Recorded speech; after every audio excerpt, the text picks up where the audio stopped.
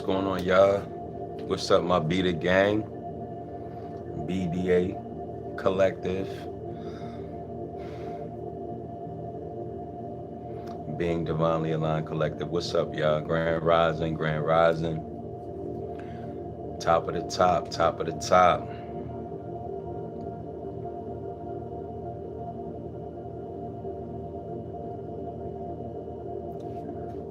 Hope everybody is having a great start to their weekend. We up early today, man. You know, we up early today. By the grace of the Most High, we up early, man. I'm gonna be real. It's a blessing, though, man, that we vertical. It's a blessing that we vertical, you know? Such a blessing, man. But I want to share something with you guys. And what I'm going to share is a book that I've been reading.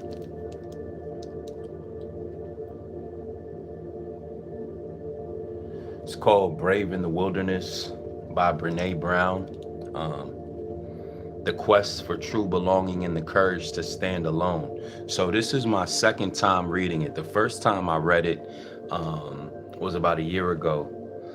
And Spirit was like, yo, I need you to jump back in that and get back on that. So I jumped back in it and, you know, just want to pick up some gems and some nuggets and stuff, because you may have missed something the first time. So it's always good to, you know, allow some stuff to reset and come back to you. But the main theme that I want to talk about today, my Beta gang, my Being Divinely Aligned Collective, is self-acceptance, man. Self-acceptance. It's a lot of people out here that's doing a lot of stuff just to be accepted. And it's fucking crazy, man. Like, I mean, you could look at the state of the world that we live in today, and you can just see that people want to be accepted. You know, they want to feel like they fit into a niche, a genre, a group. They want to feel that, you know, they're aligned somewhere. Now, first of all, Being Divinely Aligned Collective, this isn't anything that I was reaching or set to do. This is a safe space, and this is spirit-led, you know, spirit and truth. But I say that to say, when you know whose you are and what you are, there's not anything anyone can do or any circumstance or situation that can try to rock you and pull you and move you, because you have a base, you have an understanding not only of who you are and what you are, but what's innately inside. You know, and compromise is always available to people who don't know who they are. You know, somebody can tell you something and you'll believe it because, hey, they told me this and I want to get their approval, or hey, they told me this, so I want to show them that, you know, I understand. Even if you don't understand, you're just shaking your head just to say so. You ever been around somebody like that? You could be talking about something crazy, talking about like building boat engines, and they'll be like, and you know they have no point of reference about what boat engines are or whatever, but they going, yeah, because they want to be a part. And that's the thing, beloved. Like, we have to be okay with standing not only alone, but standing in our truth. Okay, now what is truth? There's so many different truths out here that people stand on what they feel is truth. Truth is whatever you feel and understand that relates to you. But I stand on the truth of the Most High. And what is, for God so loved the world that he sent his only begotten son. Okay? And not only did he send his only begotten son, but he sent his only begotten son for me. And not only did he send his only begotten son for me, he sent it for my sinful and wretched ways. And I just want to say that because I know how messed up I am and how messed up I've been, I don't have to feel like I have to fit in a box for anybody to love me, because I know the love of God. Woo! Come on now. The love of God is what set me free and who loves me. Come on, Spirit. That's why so many of these young boys and young girls is getting into gangs and doing these things, because they don't know that they've been set free. They've drank the potion. They've drank the lie of society that whatever way you was raised and whatever stuff has been taught to you, you have to believe. You don't got to believe none of that. You don't have to subscribe to what somebody is giving you. But because we're afraid to actually go down the rabbit hole, to actually sit in the uncomfortability of, man, what happened to me hurt. That person left me. That person died. That person stole from me. Or I let myself down. I don't know how I'm going to make it through this. I don't know why this is happening, but, you know, I'm not going to try to numb it. You know, with self-acceptance, you cease from numbing stuff. You face stuff. You get what I'm saying? Because there's too many times to where you, and when I say you, I mean anybody, I'm including me. There have been too many times where there was something that was going on that I didn't like, and I said, fuck this, I gotta escape. Let me pick this blunt up. Let me pick this phone up and call somebody who I know will, you know, will please my flesh, but not my spirit. That's how you could be around somebody or be in something for so long that it feels good, but your spirit is grieved. Because it's not that that thing is filling you. That thing is just a substitute to hold you over. But in the meanwhile, the problem that you're running from is still there. Self-acceptance, man. Once you realize that there's always going to be somebody better, there's always going to be more, there's always going to be something that you aren't good at, you can just accept where you are and say, hey, you know what, these are the things that I am good at. These are the things that I like about myself. These are the things that I know I need to work on. These are the things that, you know, I see that I'm not so proud of, but I can admit and recognize them. Because when you recognize those areas, you will be less likely to fall not only into sin, but into the wrong shit. So many people have started off life saying, oh, I'll never do this, but then they fall into that exact path or something even worse, because they feel and haven't acknowledged, oh man, I do have the propensity to do this. You know, never say never, man. I'm not a never saying dude. I'm never going to say, excuse me, got you. I'm not going to say I never will, because you never know what will happen. You have to be cognizant of who you are and knowing that, man, I have the propensity to do anything, so I need to guard myself. And that only comes when you can have self-awareness and say, you know what? Every time that I am in a certain situation like this, I do this. Journal it. Write it down. The same way that you pay attention to these people on social media and know every intricacy of their life, do that shit with yourself. Motherfuckers will tell you, oh yeah, because so-and-so did this and they did this. Yeah, no, it's right here. I can look it up and see it. It's like, yo, you're defending and knowing so much about someone else and you don't even know who the fuck you are. You take this phone down, you take this TV away, you take that tablet away, who are you? I'm not yelling, I'm just passionate. And I really have to share this. Self-love is the most important love, man. Self-love is the most important love, man. And I'm not talking about being prideful. You're supposed to take pride in yourself, pride in your appearance, pride in your faculty, pride in your abilities. But I'm talking about truly understanding, like, yo, you are never going to be perfect, and you don't have to try to be. All you have to do is love yourself, flaws and all. And there's people out there, the right people, the people who the Most High God has for you, who will align with that version of you, not the pseudo version of you. I'm talking about the real version of you. You know, you got so many people that put masks on. They got a mask on when they go to work.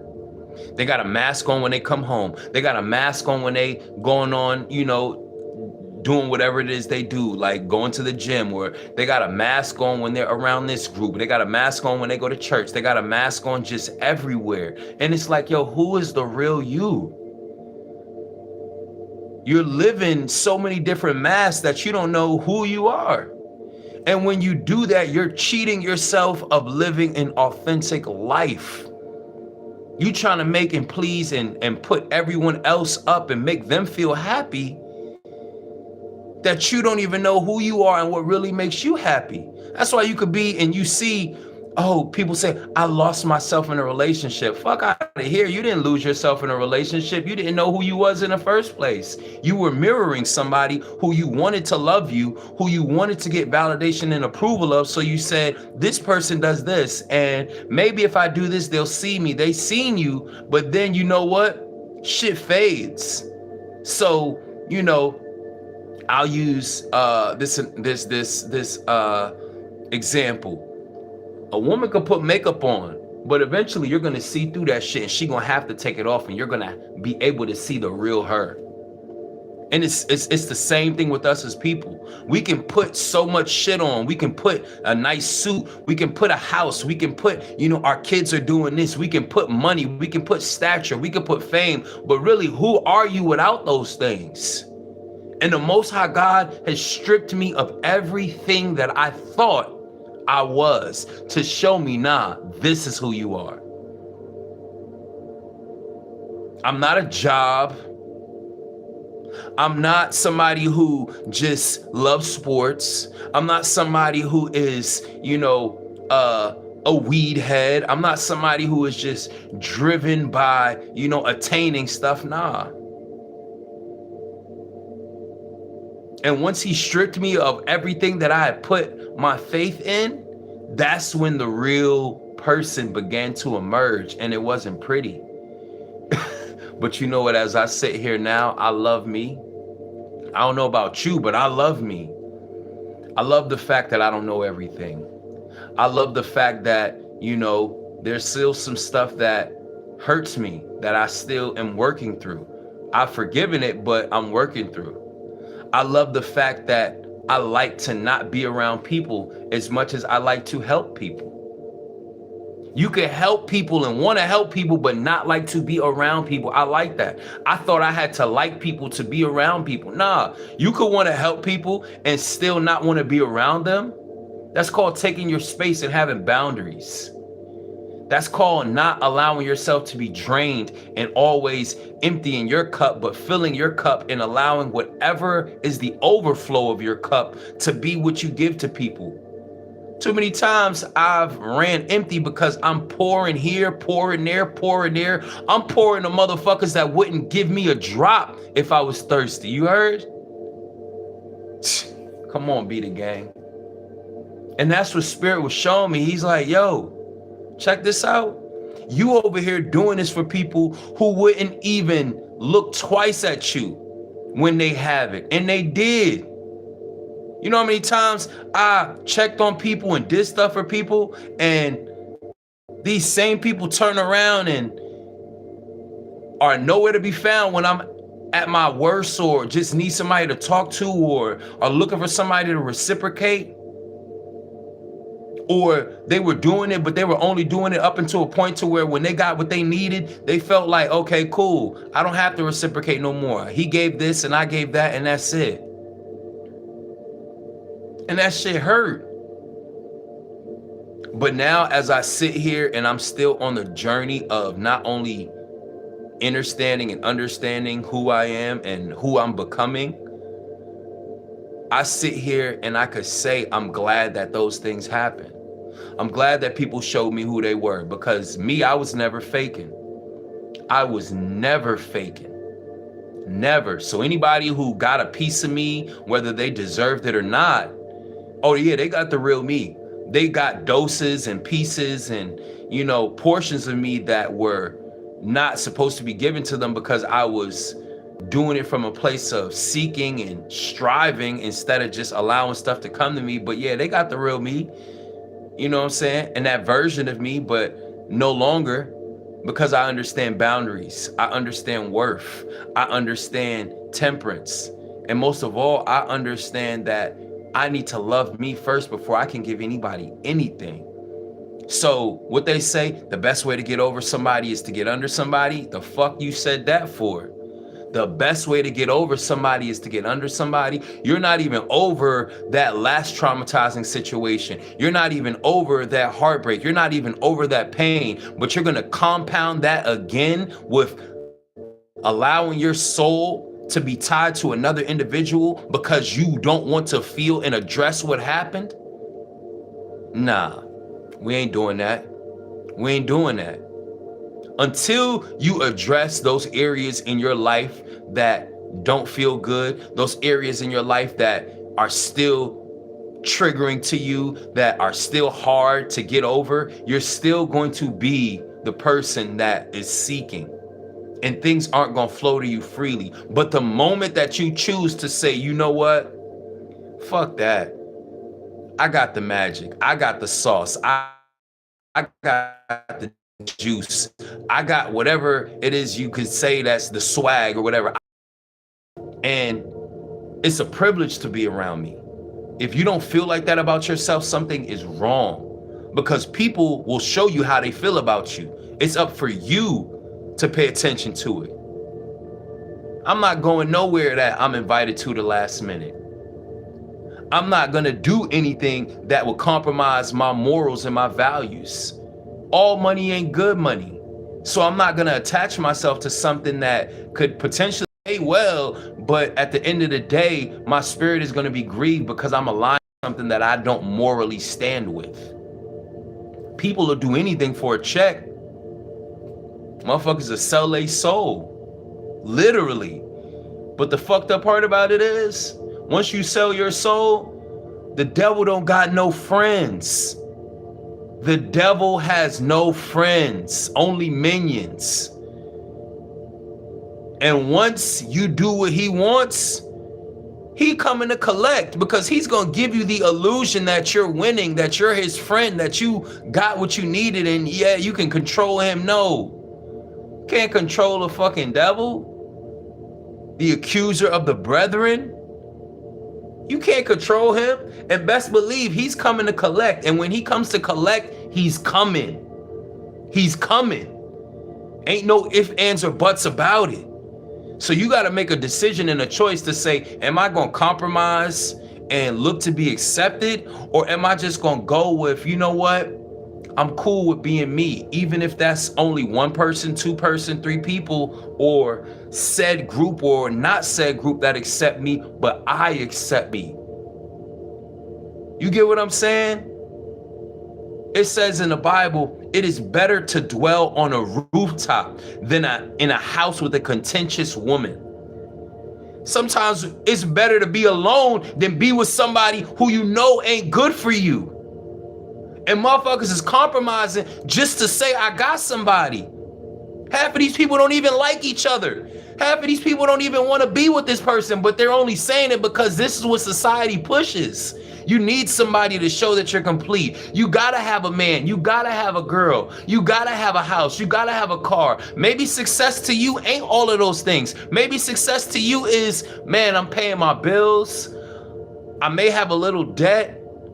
I may not have the best job, but I'm have peace. Maybe that's success for you. Or maybe success for you is breaking that generational pattern and living free of the same habits and the things that generations before you did, but you've broken it.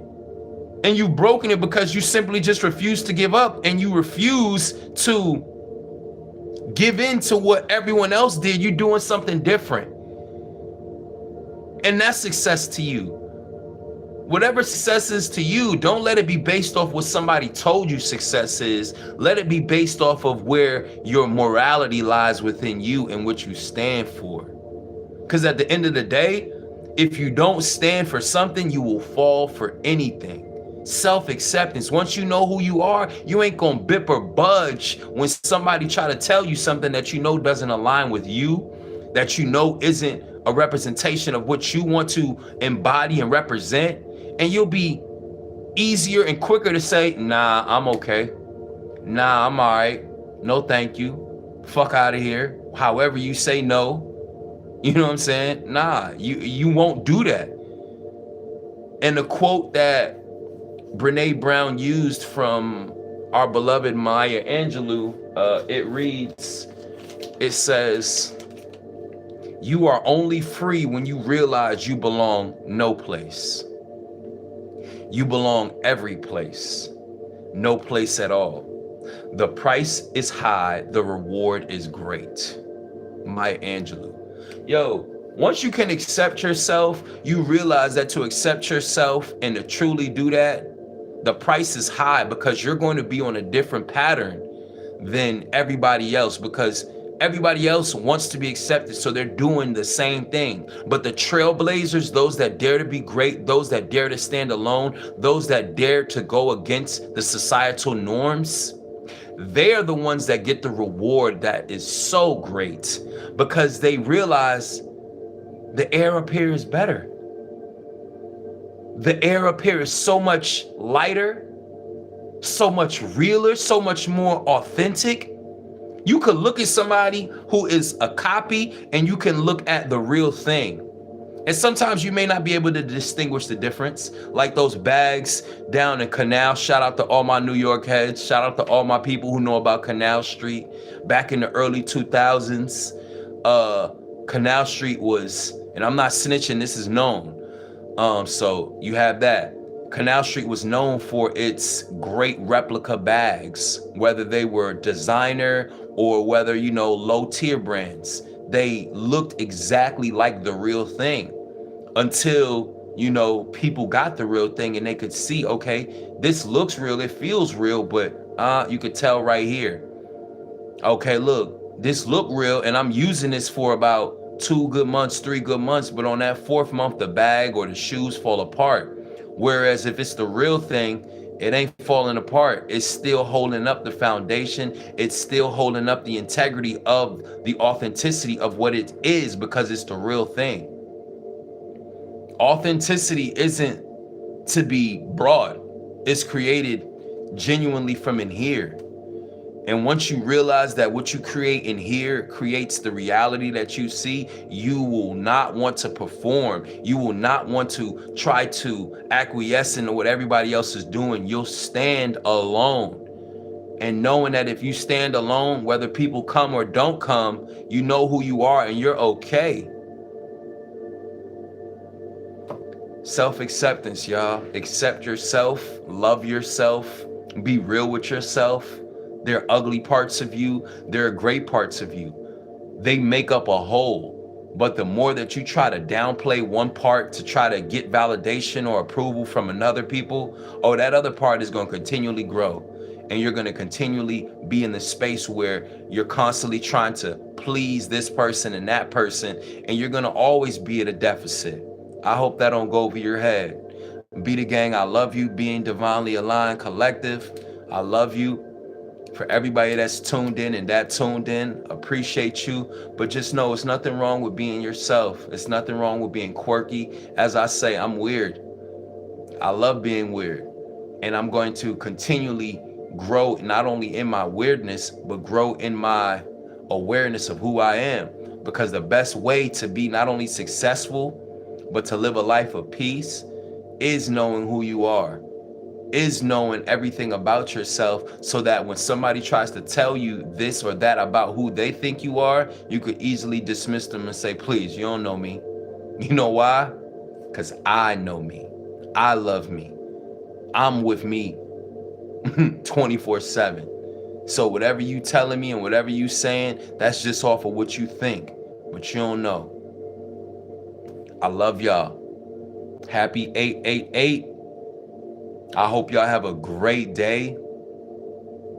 I hope you guys envision and attract everything good that you want, but only through knowing that you have to be your true, authentic self to receive it. God can bless you. God can give you what you ask for, but he's not going to give it to the fake version. I hope that don't go over your head. Love y'all.